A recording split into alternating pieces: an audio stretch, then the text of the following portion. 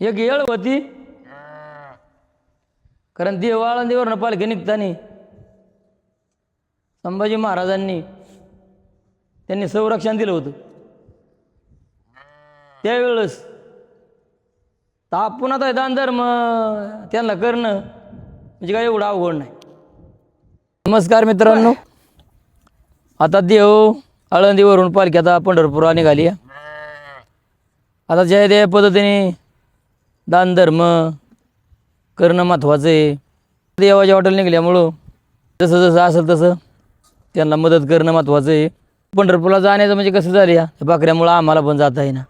माझी पण इच्छा आहे पाणी वाटपची किंवा खाऊ घालायची, कारण आता या रस्त्याने निघाली पांडुरंगाची कोणाची इच्छा अशी आहे पाहिजे तशी जेवण घालणारे, ज्याची त्याची मर्जी आली, ज्याची ज्याची इच्छा आली, ज्याची ज्याची हवस आली, आणि जेवढं करील तेवढं काय कमी नाही.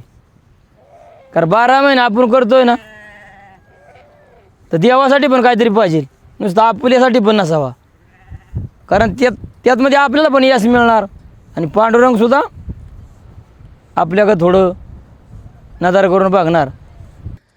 विठ्ठल आपल्या दारातून चालत या, कारण पांडुरंगाचं पावल आपल्या दारात पडतात या.